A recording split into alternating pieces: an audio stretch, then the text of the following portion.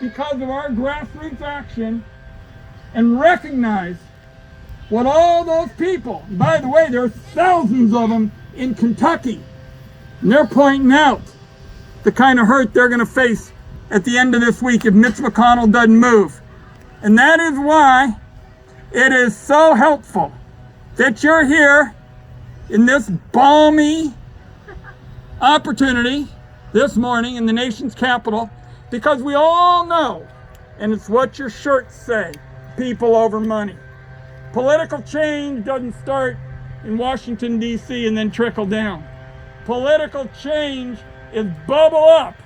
It comes from the grassroots. And I'm telling you, there are 6 or 7 Republicans in the United States Senate who I believe, if they don't come through on the issues we're talking about, helping people with rent, the unemployment benefits that the chairman was talking about.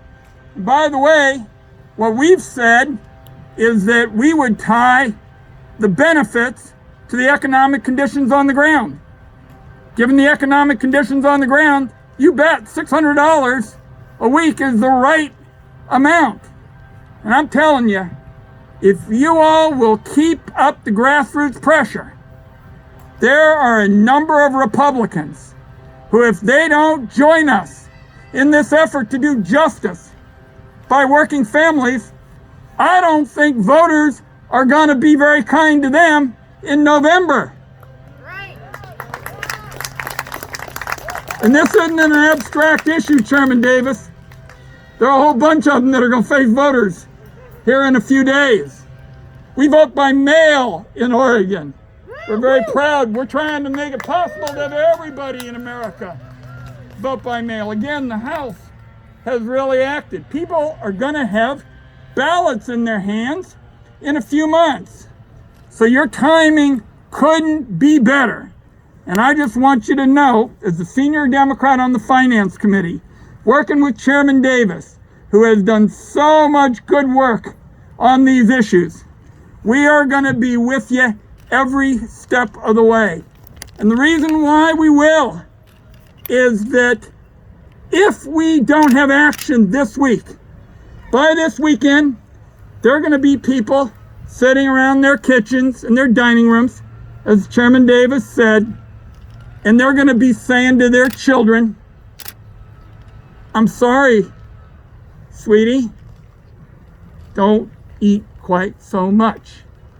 I'm hearing that in Oregon because, as you know, Donald Trump and Mitch McConnell won't help us, Mr. Chairman, on SNAP either. So the combination of no help for tenants who are looking at being evicted, turning their back on supercharged unemployment, not going along with help on SNAP, because remember, when the kids aren't in school, we already have extra challenges getting food out to those hungry families. That's what I was doing last week at home, loading food boxes. So those are the people that, if we keep putting them in front of these Republican senators, their faces and their needs, Mitch McConnell over there in that building is going to have to take a minute or two out from catering to the powerful, just like your t-shirt says, and the big money interests, and focus on those who are walking an economic tightrope every single day, balancing rent against food and food against childcare. So thank you so much for what you're doing. And I'm just going to close with a kind of special reminisce. He can't be with us today, but my goodness, we know he's up in heaven thinking about us. Because as Chairman Davis knows, if John Lewis was in the middle of this discussion, we wouldn't just hear once or twice about good trouble.